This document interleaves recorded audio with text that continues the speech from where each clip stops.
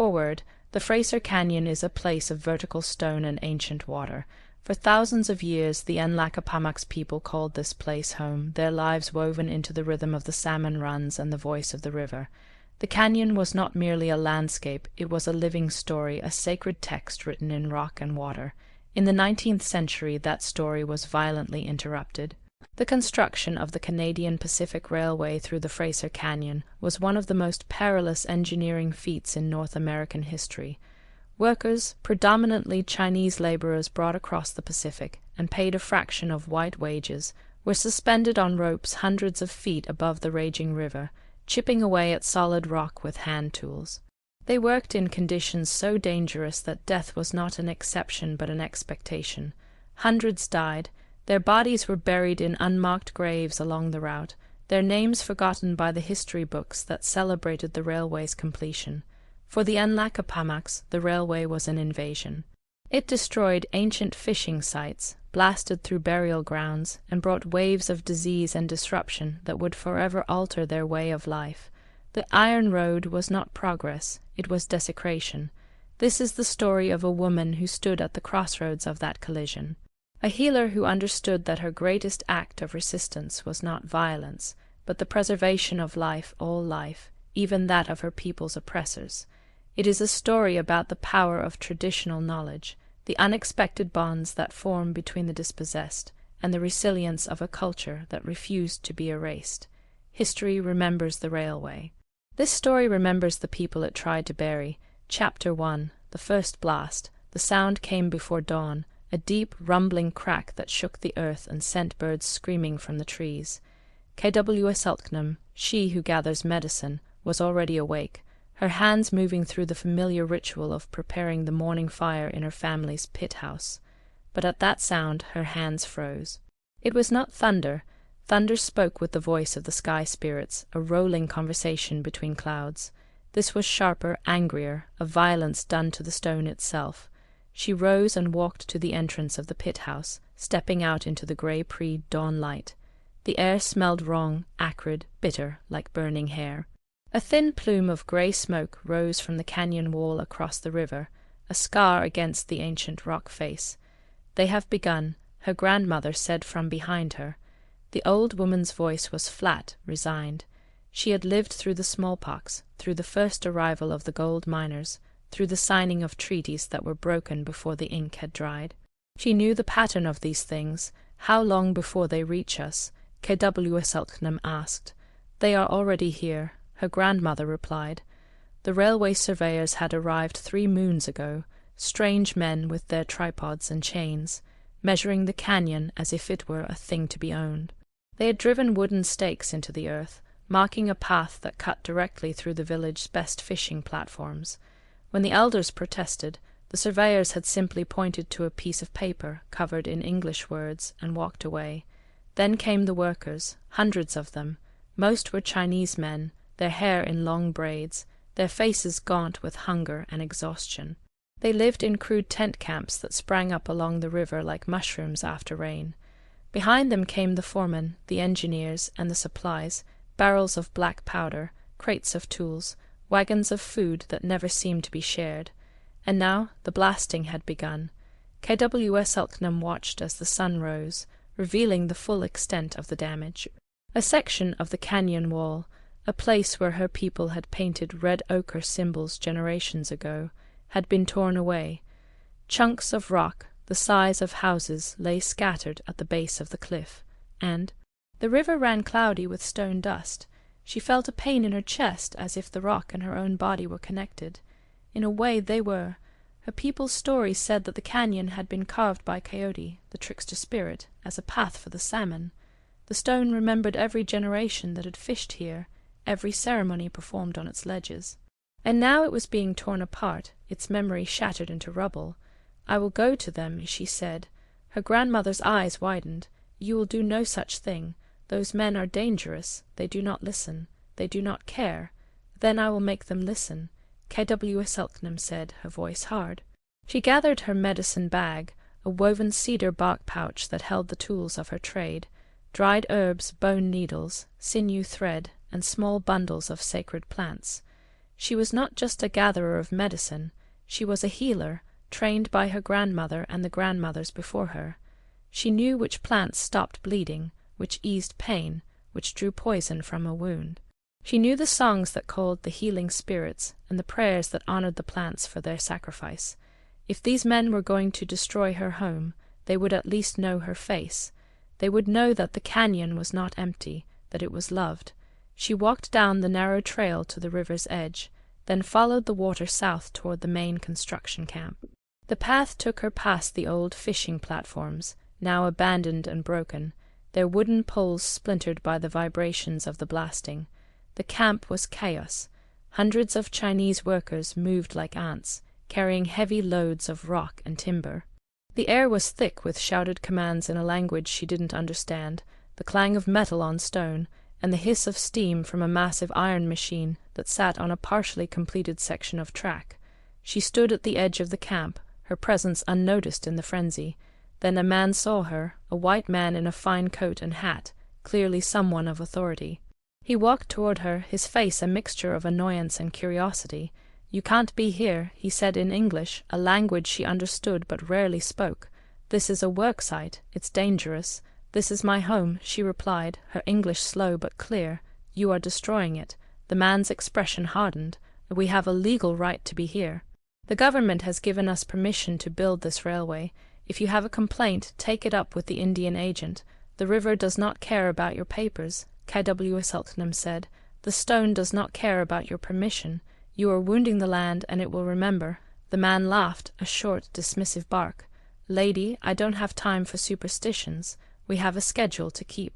Now move along before you get hurt." He turned his back on her and walked away. Kw'eseltknem stood in the dust and noise, her hands clenched around her medicine bag. She had been dismissed, erased, as if her words were no more than the wind. But she did not leave. Instead, she found a spot on a small rise overlooking the camp and sat down, her eyes watching, her mind recording. If they would not listen to her words, perhaps they would listen to her presence. She would bear witness. She would remember what they were destroying, even if they could not. As the sun climbed higher, another blast echoed through the canyon. The sound was a scream, and Kw'eseltknem felt it in her bones. Chapter 2. The Wounded Stranger. For 3 days, Kw'eseltknem returned to her vigil on the rise above the railway camp. She watched the pattern of the work, the rhythm of the destruction. The Chinese workers were driven like animals, their foremen shouting and sometimes striking them with sticks when they moved too slowly. They worked from first light until darkness, their bodies bent under impossible loads. She saw men fall. She saw injuries, crushed hands, broken bones, deep cuts from flying rock. The white foreman would drag the injured to the side of the camp and leave them there. If a man could not work, he was worthless. On the 4th day, she saw something that changed everything, a section of scaffolding, a rickety platform of wood and rope clinging to the canyon wall, gave way. 3 men were on it. 2 managed to grab hold of the ropes and pull themselves to safety. The 3rd fell. He did not fall far, perhaps 20 feet, but he landed badly, his body striking a jagged outcrop before tumbling into a narrow crevice filled with loose rock. The other workers rushed to the edge, shouting down, but the foreman blew a whistle and waved them back to work. "Leave him," the foreman shouted. "If he's alive, he'll climb out. If he's not, we'll get the body later." "We have a schedule." The workers hesitated, their faces stricken, but they obeyed. They returned to their tasks, leaving their fallen companion in the rocks. Kw'eseltknem watched in horror. Then, without thinking, she rose and began to climb down toward the crevice.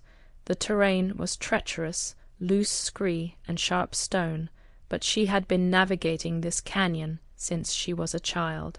She moved with the sure-footedness of a mountain goat. She reached the crevice and found the man. He was young, perhaps 20, his face twisted in pain. His leg was bent at an unnatural angle, clearly broken. Blood seeped from a gash on his forehead. He was conscious, his eyes wide with fear and confusion. He spoke in Chinese, words she did not understand, but the meaning was clear: help me. She knelt beside him, her hands moving to assess his injuries. The leg was the worst, a clean break, but a bad one. The head wound was superficial, though it bled heavily as such wounds did. She opened her medicine bag and began to work. First, she cleaned the head wound with water from her pouch, then pressed a poultice of yarrow and moss against it to stop the bleeding. The young man hissed in pain, but did not pull away. His eyes watched her with a mixture of fear and desperate hope. The leg would be harder. She needed to set it, and that would hurt. She looked around and found 2 straight pieces of wood from the broken scaffolding. She tore strips from her own shawl to use as bindings. She met the young man's eyes and mimed what she was about to do. He understood. He nodded, his jaw clenched, and gripped a rock with both hands. She pulled the leg straight. He screamed, a sound that echoed through the canyon, but she did not stop. She worked quickly, binding the splints tight, her movements sure and practiced. When it was done, the young man was pale and shaking, but the leg was set. She gave him a small piece of dried willow bark to chew, a painkiller. He took it, his hands trembling. "Zixi," he whispered, "Zixi." She did not know the word, but she understood. Thank you. The problem now was getting him out. He could not walk, and she could not carry him. She looked up at the rim of the crevice, where the workers continued their labor, deliberately not looking down. She stood and cupped her hands around her mouth. "Help," she shouted in English. "The man is hurt. Help him." And no one came. She tried again, her voice raw. Still nothing. Then a face appeared at the edge. Another Chinese worker, older, with a weathered face and intelligent eyes. He looked down at her, then at the injured man, then back at the camp where the foreman paced. He made a decision. He called out to 2 other workers, speaking rapidly in Chinese. They hesitated, glancing at the foreman, but the older man's authority was clear. They lowered ropes. Together, the workers and Kw'eseltknem managed to haul the injured man out of the crevice. When he was safely on level ground, the older worker turned to her. He bowed, a gesture of deep respect. "You save him," he said in broken English. "You, good woman." Kw'eseltknem looked at the injured man, now surrounded by his companions, then at the older worker. In his eyes she saw something she had not expected, recognition, not as an obstacle or a curiosity, but as an equal, a healer. "What is his name?" she asked, pointing to the injured man. "Chen," the older man said. "His name Chen Y. Tell him," she said slowly, "that he must keep the leg still. No work for many weeks. The bone must heal." The older man translated. Chen Y nodded, his eyes wet with tears of gratitude and pain. As Kw'eseltknem turned to leave, the older man called out, "You come back?" He asked. "More men hurt, always hurt you. Help?" She paused. This was not her plan. She had come to bear witness, to stand in silent protest. But here was a different kind of resistance. Here was a way to preserve life in the face of destruction. "I will come back," she said. And so, without intending to, Kw'eseltknem became the healer not just of her own people, but of the very workers who were tearing her world apart. Chapter 3. The Bridge. Word spread quickly through the Chinese camp. The medicine woman from the canyon had saved Chen Y's life. In a world where injury meant abandonment and death, this was a miracle. Kw'eseltknem returned the next day, and the day after that.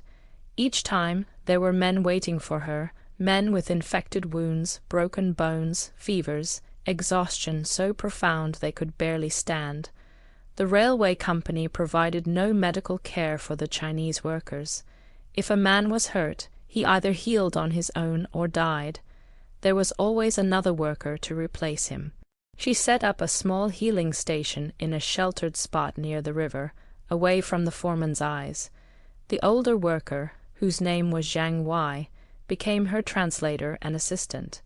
He had been a scholar in China, she learned, a man of learning who had been forced by famine to seek work across the ocean.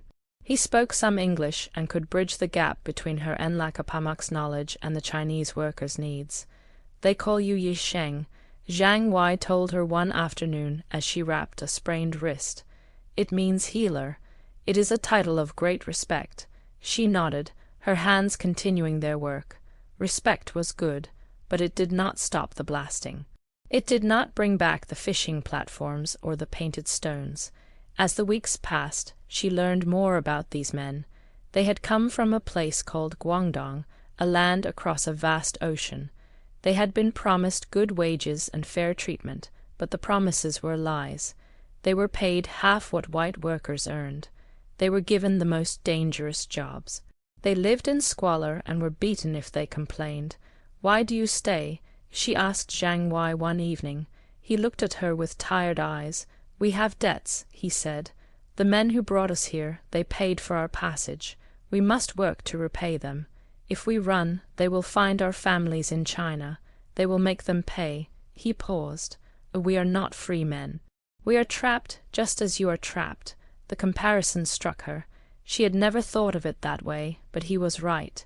Her people were confined to ever-shrinking territories, their movements controlled by Indian agents and government rules. The Chinese workers were bound by debt and threat. They were both prisoners of the railway in different ways. "Then we are the same," she said quietly. Zhang Wei smiled, a sad, knowing smile. "Yes, we are the same."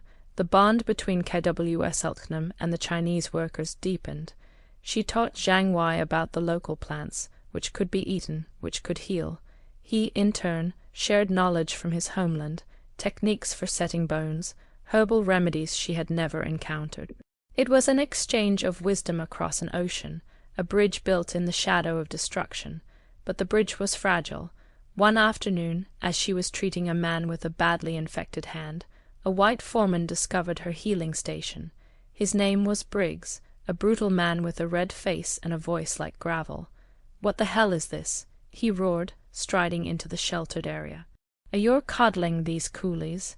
They're supposed to be working, not lounging around getting their hands held by some squaw." Kw'eseltknem stood, placing herself between Briggs and her patient. "This man is sick," she said, her voice steady. "If he works, the infection will spread. He will die. Then he dies." Briggs shouted. "We've got 100 more where he came from. Now get out of here before I have you arrested for trespassing." Zhang Wei stepped forward, his English careful. "Sir, this woman saves lives. She asks for no payment. She helps your workers stay strong." Briggs's face turned an even deeper shade of red. "I don't need some heathen witch doctor telling me how to run my crew." He raised a hand as if to strike Zhang Wei. Before he could, Kw'eseltknem moved with a speed that surprised them all. She grabbed a handful of fine, dark powder from one of her pouches and blew it into Briggs's face. It was only dried nettle and mushroom spores, harmless, but intensely irritating. Briggs sputtered, his eyes watering, and stumbled back, clawing at his face. "Stay away from my patients," Kw'eseltknem said, her voice low and dangerous. The foreman, blinded and furious, cursed and swore, but he retreated. He had been humiliated in front of the Chinese workers, who stood watching, their expressions a mixture of fear and awe. Kw'eseltknem knew she had crossed a line. She had made a powerful enemy. But she also knew she had cemented her place among the workers. She had not just healed them, she had defended them. That evening Zhang Wei came to her, his face grim.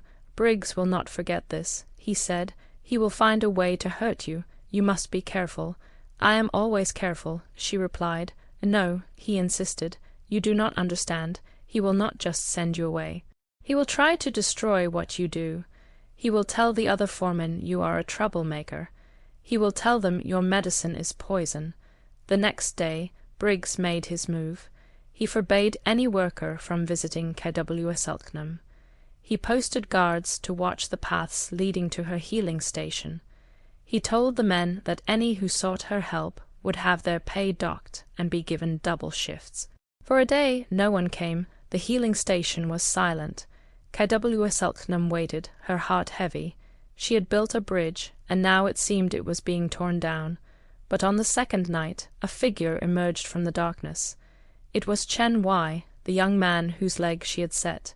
He walked with a heavy limp, using a crude crutch, but he was walking. He carried a small bundle. He came to her and bowed low. He unwrapped the bundle. Inside was a small, exquisitely carved wooden bird. He offered it to her. "Zixi," he whispered, the word thick with emotion. Behind him, more figures emerged from the shadows. Zhang Wei, the man with the infected hand, now clean and healing. A dozen others. They had defied the foreman's orders, risking punishment to come to her. They brought small gifts, a handful of rice saved from their Mi-Ager rations, a piece of interesting stone from the blasting site, a length of clean cloth. Chapter 4. The Sickness. As summer turned to autumn, a new enemy arrived in the canyon, one that could not be fought with medicine or defiance. It was the sickness. It began in the crowded, unsanitary Chinese camps. A cough, a fever, a weakness that settled deep in the bones. The foreman called it a mountain lung and ignored it, but Kw'eseltknem recognized it. It was the same wasting sickness that had ravaged her own village after the first white men came, a disease that thrived in crowded conditions and weakened bodies. At first, there were only a few cases. Kw'eseltknem did what she could, using traditional remedies to ease the coughs and cool the fevers. She brewed strong teas from cedar and elderberry, and instructed Zhang Wei on how to keep the sick isolated from the healthy. But the railway was a relentless machine. The sick were forced to work alongside the healthy. The foreman, led by the vengeful Briggs, saw the sickness as another form of laziness. Men who collapsed on the line were beaten or left where they fell.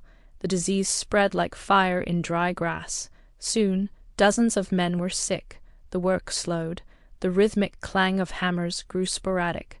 The company's schedule, the only thing the foreman truly cared about, was threatened.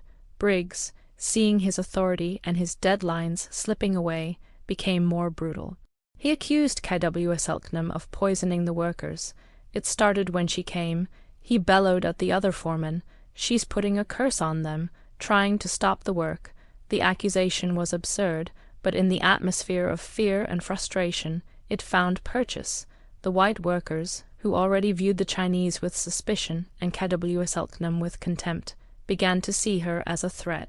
One afternoon, as she made her way to the river to gather fresh water, she was confronted by Briggs and two other white workers.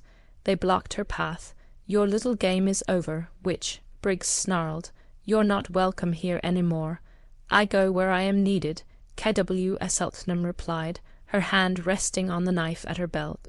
"You're needed in hell," one of the other men said, and lunged for her medicine bag.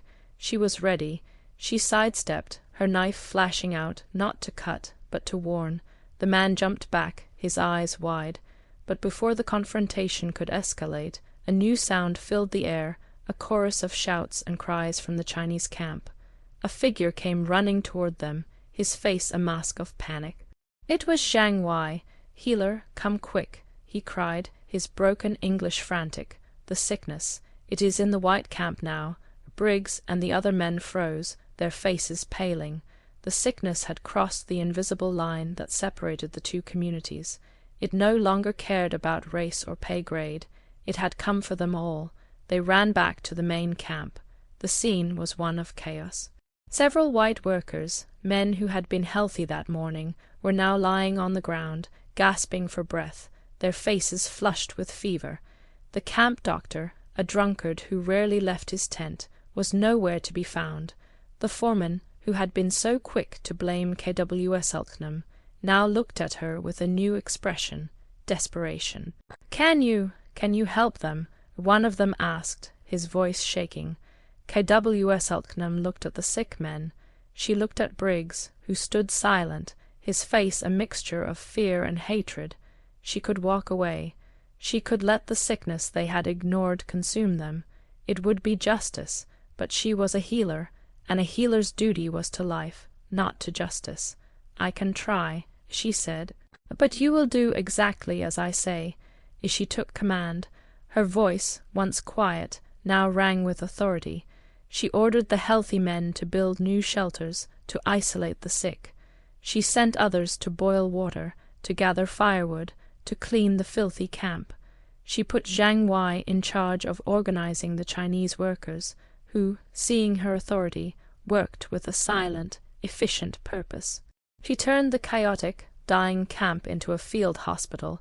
She and Zhang Wei worked tirelessly, moving from patient to patient, administering her remedies, cooling fevers, cleaning the sick. She showed no distinction between Chinese and white, treating the man who had tried to attack her with the same care as she treated Chen Wei. For days the battle raged. Men died. But many more, began to recover. The fevers broke. The coughing subsided. Hope, a medicine more powerful than any herb, began to return to the canyon. During the height of the crisis, Kw'eseltknem found Briggs sitting alone, his head in his hands. He was not sick, but his spirit was broken. "I don't understand," he muttered, not looking at her. "Why are you helping us?" "After what I did, the sickness is the enemy," Kw'eseltknem said simply, and not the man. She left him there, a man defeated not by violence, but by an act of compassion he could not comprehend.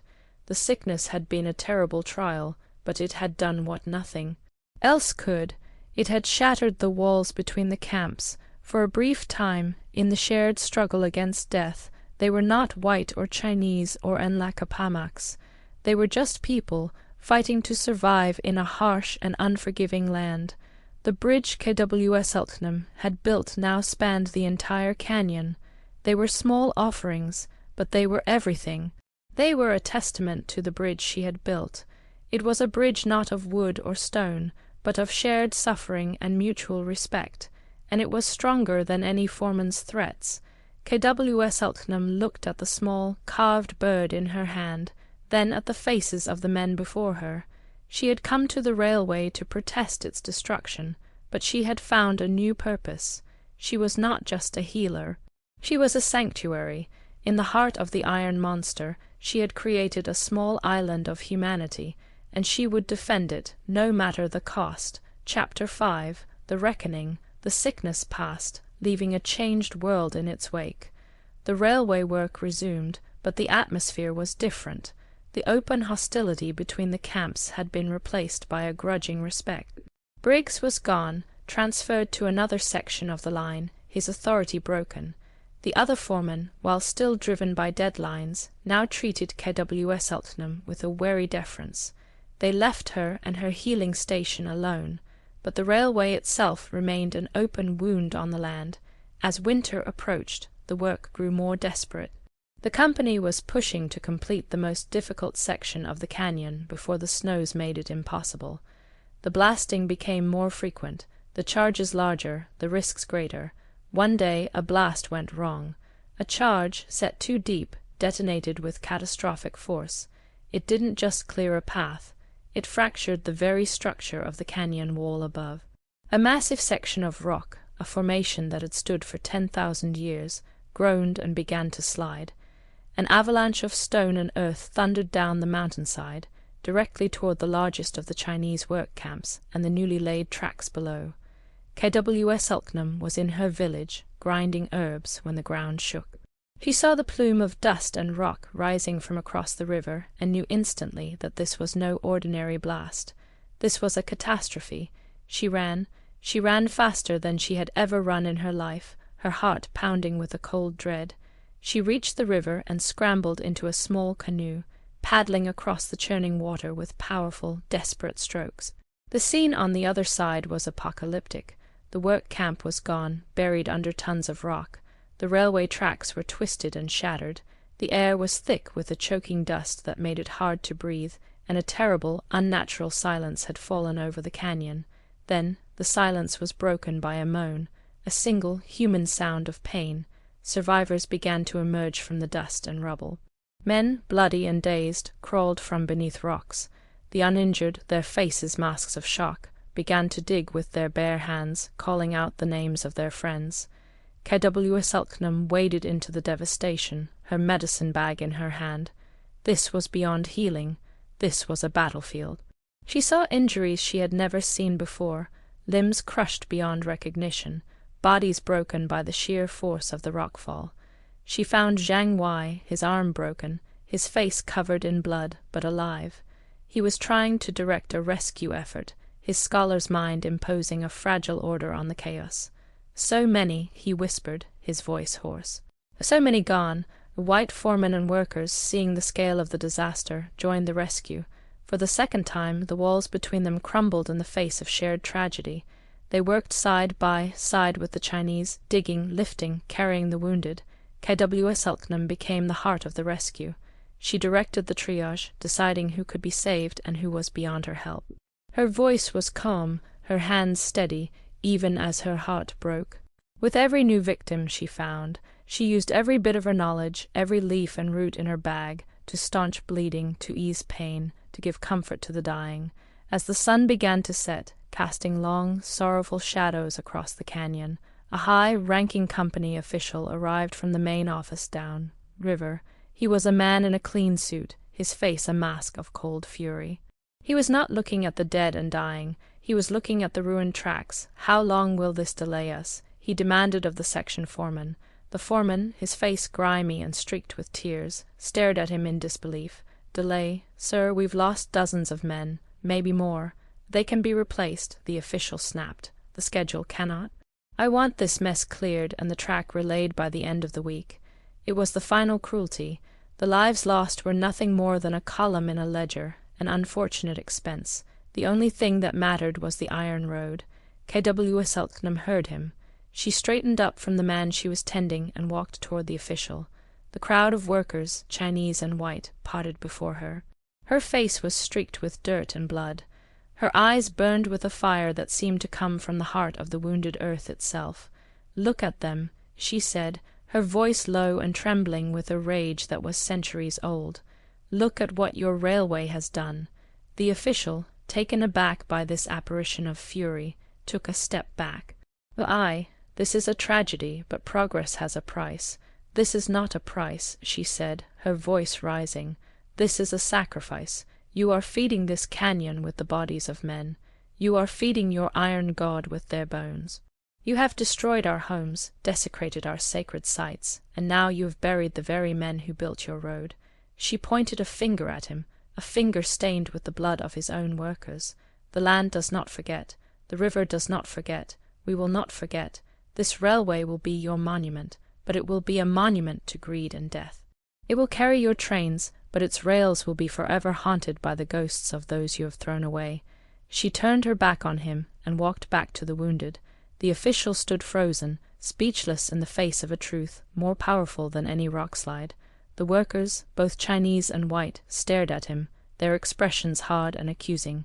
In that moment they were not his employees. They were her followers. The railway would be finished. History would call it a triumph of engineering, a victory of civilization over wilderness. But for those who were there, who had survived the blasting, the sickness, and the reckoning, it would always be something else, a scar on the land, paid for in blood, and sanctified by the quiet courage of a woman who chose to heal in a time of destruction. Epilogue. Years passed. The railway was completed, a band of iron stretching across the vastness of the continent. Trains thundered through the canyon, their whistles echoing where the cries of the workers had once been. Many of the Chinese workers who survived returned to their homeland, their pockets a little heavier with silver, their bodies and spirits scarred by the price they had paid. Some stayed, forming the seeds of new communities in the towns that sprang up along the railway line. Jiang Wei was one of them. He opened a small shop and a school, teaching the children of the new generation, ensuring that the stories of the past were not forgotten. Kw'eseltknem remained in the canyon. She grew old, her hair turning the color of the winter snow. She continued her work as a healer, her knowledge a bridge between the old ways and the new. She taught her daughter and her daughter's daughter the names of the plants, the songs of healing, and the stories of the railway. She never rode the train. She saw it as a ghost, a metal snake that had devoured the spirit of her home, but she did not hate it. Hate was an indulgence, a poison that harmed the hater more than the hated. Instead, she watched it, and she remembered. She remembered the roar of the blast and the silence of the avalanche. She remembered the faces of the sick and the gratitude of the healed. She remembered the small, carved bird given in thanks, a treasure she kept until the end of her days. Sometimes, on a quiet evening, she would walk to the edge of the canyon and look down at the iron rails glinting in the moonlight. The canyon was changed forever. The painted stones were gone, the fishing platforms were memories, but the river still flowed, the eagles still soared, and the medicine plants still grew in the high, secret places. The railway had tried to conquer the land, to impose its will of iron and steam, but the land endured, and the story of the healer, the woman who had stood against the destruction and chosen to build a bridge of compassion, became a part of the canyon's memory, whispered on the wind, carried in the current of the river, as timeless as the stone itself.